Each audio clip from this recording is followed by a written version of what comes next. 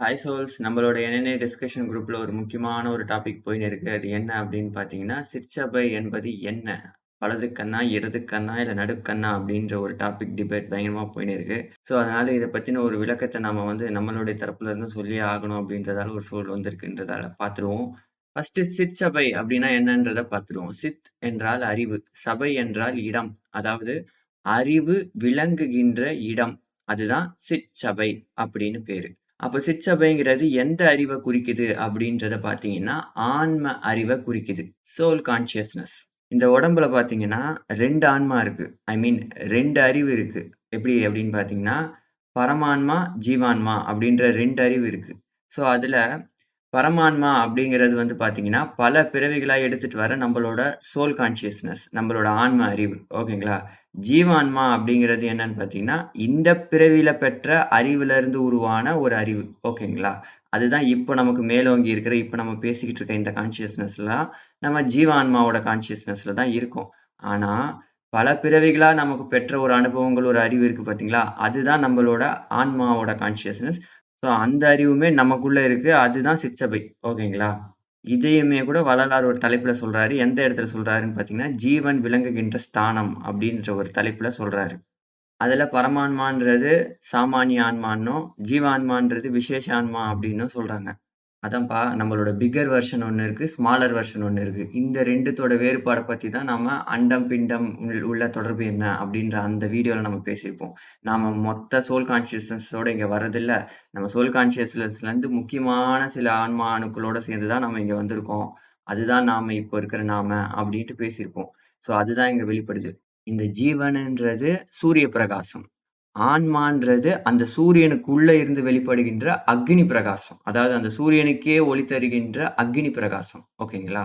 இந்த ஜீவான்மா, இந்த ஜீவ அறிவுன்றது மாயையில மாட்டி அவஸ்தைப்படும். ஆனா, ஆன்ம அறிவுன்றது இந்த மாயையில மாட்டாது. ஏன்னா, ஆன்ம அறிவு தான் புத்தி தத்துவமா விளங்குது. பிளஸ் ஆன்ம அறிவுன்றது என்னன்னு பார்த்தோம். ஆன்மா அதான சிற்சபைன்னு பார்த்தோம். சித்துனா என்னது? அறிவு. ஸோ அறிவா இங்க யார்ரா விளங்குது நமக்குன்னு பார்த்தீங்கன்னா, நம்ம ஆன்மா தான். அப்ப இறைவன் என்ன பண்றாரு அப்படின்னு பார்த்தீங்கன்னா, அவர் அறிவுக்கு அறிவா விளங்குறாரு. அதாவது ஆன்மாவுக்கு அறிவா விளங்குறாரு. புரியுதுங்களா? அறிவுக்கு அறிவினில் அது அது அதுவாய் எரிவற்று ஓங்கிய அருட்பெருஞ்சோதி அப்படின்றது அதான். அதாவது அவர் ஞான சபை. ஆன்மாங்கிறது சிற்சபை. அந்த ஆன்மாவுக்கு அதாவது சித்துக்கு ஞானமா இருக்கிறது அவரு. அறிவுக்கு அறிவாம் அருட்பெருஞ்சோதி அப்படின்னு அகவல் படிச்சிருந்தீங்கனாலும் உங்களுக்கு தெரிய வரும். இறைவனாகிய ஞான அறிவை காட்டிலும் ஆன்ம அறிவு தான் நமக்கு ரீச்சபிள் டிஸ்டன்ஸ்ல இப்போ இருக்கு. ஸோ அதனால தான் எப்பவுமே சிற்சபையின் கண்ணே கவனம் வை அப்படின்னு சொல்றதோட மெயின் ரீசன். ஸோ அதனால தான் எப்பவுமே என்ன சொல்றாருன்னா, இந்த ஜீவன் மாயையில மாட்டுது. நம்ம எல்லாருமே மாயையில மாட்றோம். அதனால மாயையில மாட்டாம இருக்கிறதுக்கு எப்பவுமே சிற்சபையின் கண்ணே கவனம் வை. சித்த நோக்கியே பார்த்துட்டு இரு. ஆன்ம அறிவோடவே விளங்கு. ஆன்மாவை நோக்கியே இரு. ஏன்னா ஆன்மா சிரசுல இருக்கு.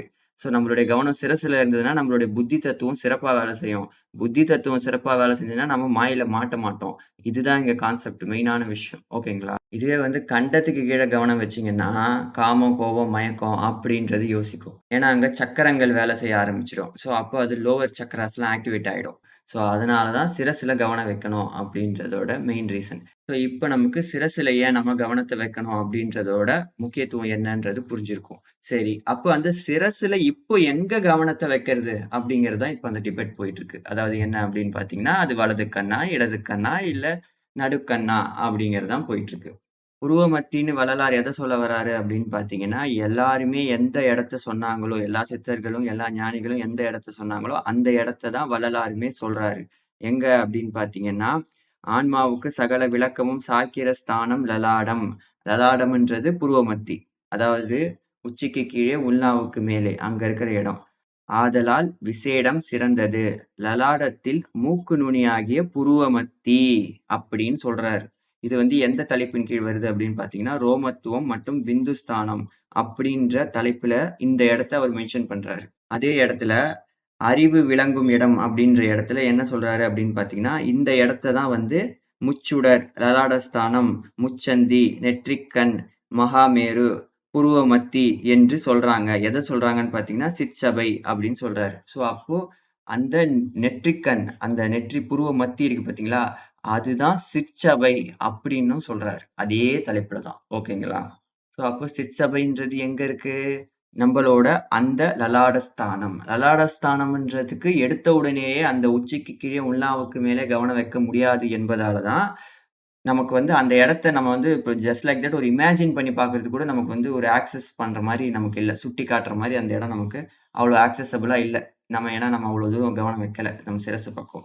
ஸோ அதனால தான் இப்ப தான் நம்ம ஆரம்பத்திலேயே சிரசின் மீது கவனம் வைக்கிறோம் அப்படிங்கிறதால தான், அதற்கு முதலில் புருவ மத்தியில் கவனம் வைக்க அப்படின்னு சொல்றாரு. எடுத்த உடனேவே அந்த லலாட ஸ்தானத்துல வைக்க முடியாது என்பதால தான், புருவ மத்தியில் கவனம் வச்சு பழகி வர வர வர வர அதாவது மூக்கு நுனிக்கு அந்த இடம் ஓகேங்களா?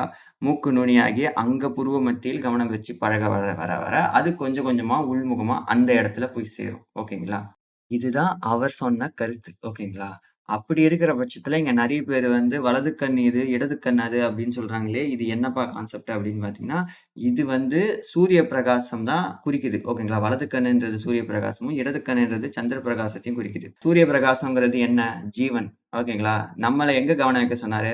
சூரிய பிரகாசமா விளங்குகின்ற ஜீவனாகிய நம்மள அக்னி பிரகாசத்தின் மீது, அதாவது ஆன்மாவின் மீது கவனம் வைக்க சொல்றாரு. ஓகேங்களா? ஏன்னா, அந்த அக்னி பிரகாசத்துக்குள்ள தான் ஆண்டவருமே விளங்குறாரு. "ஜோதியுள் ஜோதியின் சொரூபமே அந்தம்" அப்படின்னு தானே பார்த்திருக்கோம். ஏன்னா, ஆன்மாவாலையுமே தனியா பிரகாசிக்க முடியாது. அதுக்கு ஒளிக்கு ஒளியா இருக்கிறது தான் அவரோட தன்மை. ஸோ அப்படி இருக்கிற பட்சத்துல, அவர் ஒரு இடமோ, ஆன்மா ஒரு இடமோன்றது இங்க வாய்ப்பே கிடையாது. பிளஸ் ஆண்டவர் வந்து பார்த்தீங்கன்னா, தன்னை போல தான் இந்த உடம்ப நமக்கு படைச்சு குடுத்தாரு. தான் எப்படி எல்லாத்துக்கும் நடுநிலையா நின்னு ஆட்சி பண்றாரோ, அதே போல தான் இங்க நமக்கும் இந்த உடம்புல நடுநிலையா நம்மள உட்கார வச்சு சேர் போட்டு நடுநிலையில அந்த புருவ மத்தியில லலாட ஸ்தானத்துல அந்த மாஸ்டர் ஆஃப் த கிளாண்டுன்னு சொல்லுவாங்க பாருங்க.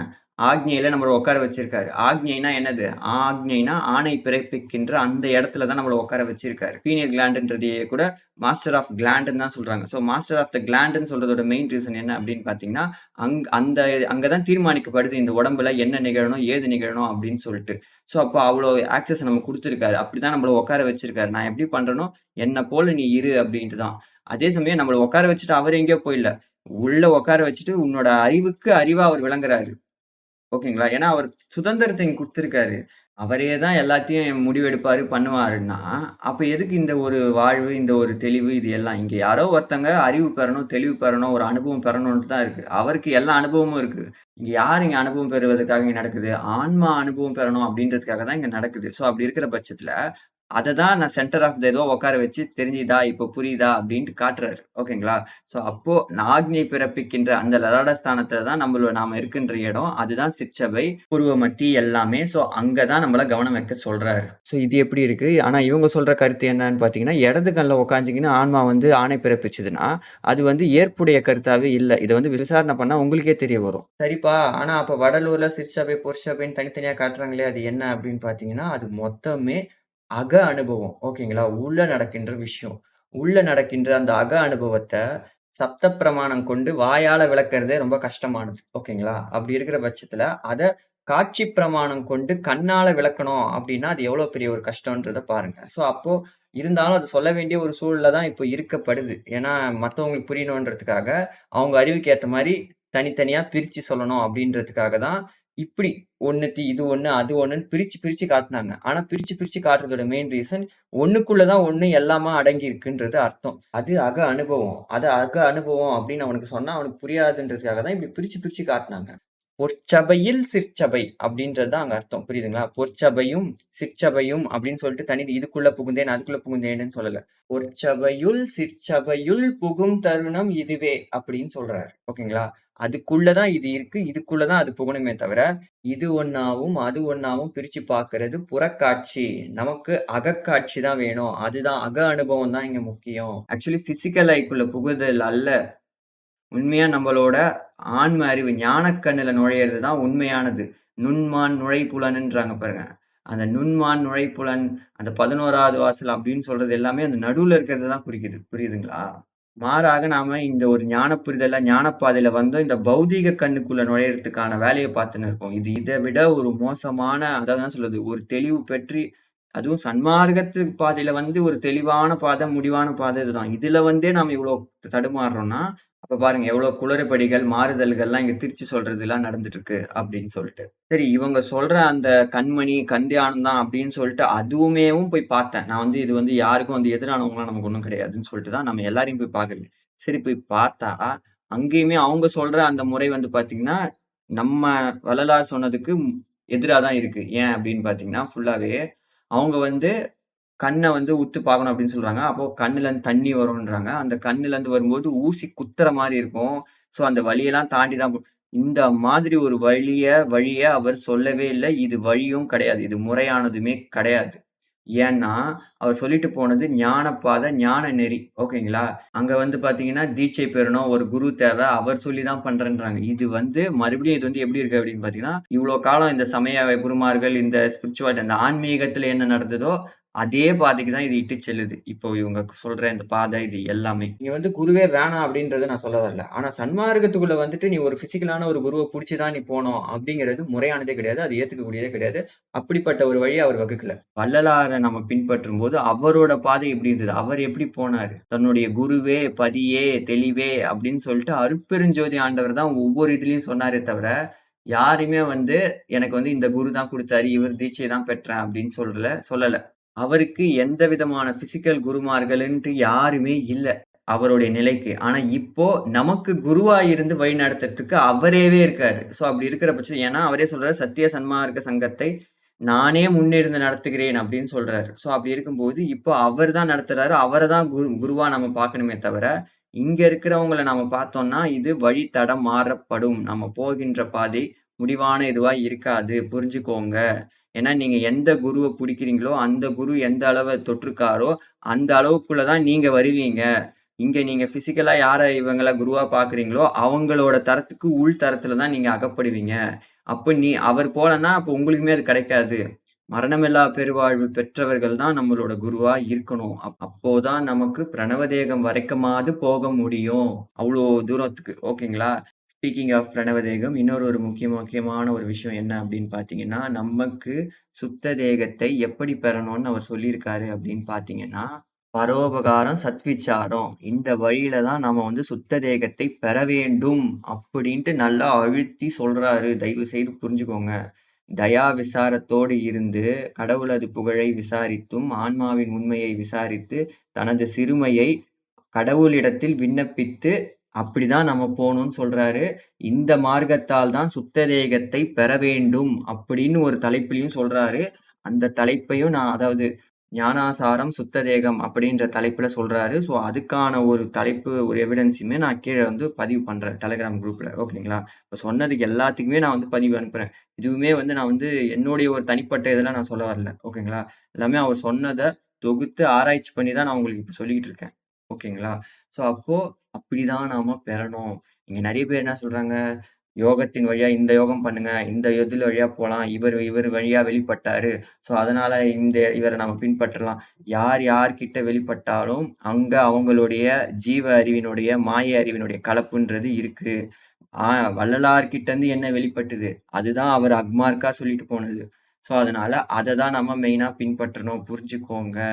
அவர் சொன்ன வழியில இல்லாம, நாம ஒரு வழியில போயி சுத்த தேகத்த, பிரணவ தேகத்த பெற்றோம்னா, சரி அது வேற பாதைக்கு நமக்கு இட்டு செல்லும். பிளஸ் அவர் வந்து எப்படி பண்ணுவாருன்னா, உணர்த்துவாரு. வேணாம்ப்பா இது சரியில்லன்ட்டு. ஆனா, அதையும் மீறி நான் இப்படிதான் போவேன்னா, நம்ம போக்குல அவரு விட்டுடுவாரு. நமக்கு அவரோட அருள் துணை இருந்தா தான் அங்க முடியும். தயவு செய்து புரிஞ்சுக்கோங்க. அவர் சொல்லாத வேறு சில வகையிலயும், வேறு சில வழியிலயும், யோகத்தாலும், மூலிகையாலும், சில மருந்துகளாலயுமே, ஔஷதியினாலயுமே கூட நம்மளால இந்த உடம்ப பொந்தேகமாவும், சுத்த தேகமாவும் மாற்ற முடியும். ஆனா சுத்த தேகம்ன்றது ஒரு படிநிலை தான். அதுக்கும் அப்பால நமக்கு போணும். அங்க நமக்கு ஆன்ம வளர்ச்சி, ஆன்ம தெளிவு இருந்தா தான் அங்க நம்மளால சப்ஸ்டெயின் ஆக முடியும். அதையும் தயவு செய்து புரிஞ்சுக்கோங்க. அதுக்கு நமக்கு எது உதவும் அப்படின்னு பார்த்தீங்கன்னா, இந்த பரோபகாரமும், சத்விச்சாரமும் தான் அத செதுக்கி ஆன்மாவ அடுத்த கட்டத்துக்கு உயர்த்தும். அது உயர்ந்துருச்சுன்னா, தானா இங்க உடல் மாற்றம் நிகழும். நாம என்ன பண்றோம்னா, உடல் மாற்றத்த நிகழப்படுத்திக்கிட்டு, அப்புறம் ஆன்ம வளர்ச்சிக்கு இறங்குறோம். அது மிக, மிக, மிக முறையானது கிடையாது. தப்பானது. அப்படி போய் தான் இங்க நெறைய பேர் அடி வாங்கி மீண்டும் பிறவிக்கு வராங்க. தாய்மானவர்கள் போன்ற தவசிகள் எல்லாமே கூட சன்மார்க்கம் விலகுகின்ற காலத்தில் மீண்டும் வருவார்கள் அப்படின்னு தான் சொல்றாங்க.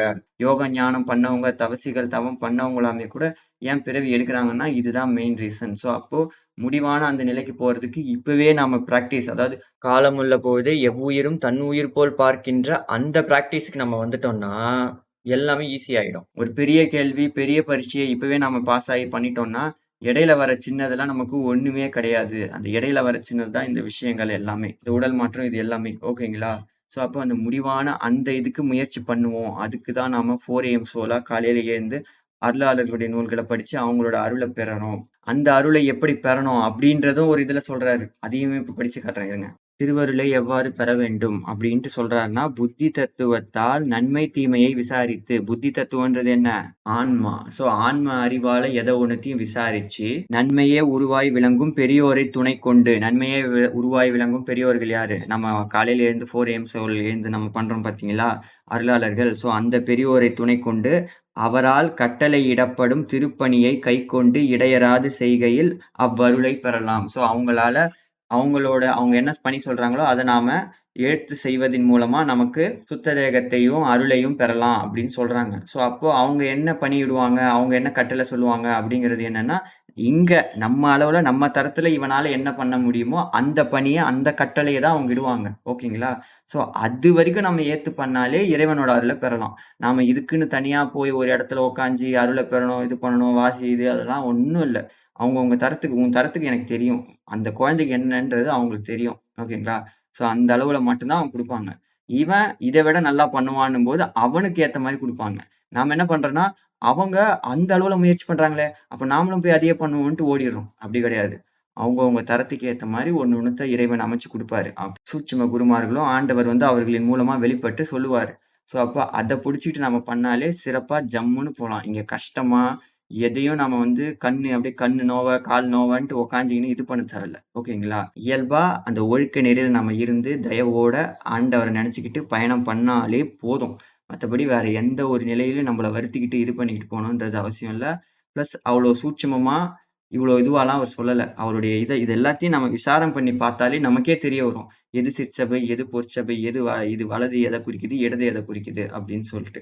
ஆகையால புதுசா வரவங்களுக்கும், பொது ஜனங்களுக்கும் சொல்லறது என்ன அப்படின்னு பார்த்தீங்கன்னா, இதுதான் சன்மார்க்கம் தான் முடிவானது, தெளிவானது, கடைசியானதுன்னு தெரிஞ்சு வந்துட்டக்கப்புறம், நீங்களே அத எடுத்து விசாரம் பண்ணுங்க. எத ஒண்ணுத்தையும் எடுத்து நீங்களே படிங்க. ஓகேங்களா? உங்களுக்கே தெரிய வரும். உங்களுக்கே அவர் உணர்த்துவாரு. இவங்க அத சொல்றாங்க, அவங்க இத சொல்றாங்கன்ட்டு யார் எத சொன்னாலும் ஜஸ்ட் கேட்டுக்கோங்க. ஆனா, நீங்க விசாரம் பண்ணி முடிவெடுங்க. அந்த விசாரத்துல புலப்படுறத தைரியமா நம்புங்க, பின்பற்றுங்க. ஓகேங்களா? இப்ப நான் சொல்றதையுமே கூட நீங்க அப்படிதான் ஏத்துக்கணும். அதுக்கு தான் நாம காலையில பொழுதிலேருந்து அந்த மாதிரி நன்முயற்சியில ஈடுபட சொல்றது எல்லாமே இதுக்காக தான். ஓகேங்களா? இல்லன்னா நமக்கு எப்படி இருக்கும்னா லைஃபு இவ்ளோ பெரிய ஒரு பாத்துல வந்துமே புரியாம அட போடான்ற மாரி போயிடுவோம். இல்ல வெறுப்பாயிடுவோம், சலிப்படைஞ்சிருவோம். ஸோ அதனால தான் சொல்றேன். நம்ம இதுல நம்ம பண்ணலாம். நமக்கும் அவர் உணர்த்துவாரு. அதுல எந்த வித மாற்றமும் இல்ல. சரிங்களா? எத ஒண்ணுத்தையுமே நாம முழுசா படிச்சு இறங்கணும்னா, எந்த பிரச்சனையும், எந்த குழப்பமே வராது. இங்க பாதி பாதியா படிக்கிறதும், பிளஸ் பிழை பிழையா சிலர நம்ம புரிஞ்சுக்கிறதுனால தான் நமக்கு இந்த பிரச்சனைகள், இடர்பாடுகள்லாம் வரும். ஸோ, அதனால இதுவுமே வந்து ஒரு விதமான மறைப்பு தான். இந்த மாதிரியான தவறான புரிதல் எல்லாத்தையும் மாத்தி தெளிவு பெற்று நாம எல்லாரும் போவோம். அதுக்கு நாம எப்பவுமே காலையில எழுந்து அந்த நன்முயற்சியில ஈடுபட்டு, அடுத்த லெவலுக்கு நம்ம போவோம். ஓகேங்களா? இதுதான் ஒரே வழி. ம். நன்றி. அருட்பெருஞ்சோதி, அருட்பெருஞ்சோதி, தனிப்பெரும் கருணை, அருட்பெருஞ்சோதி.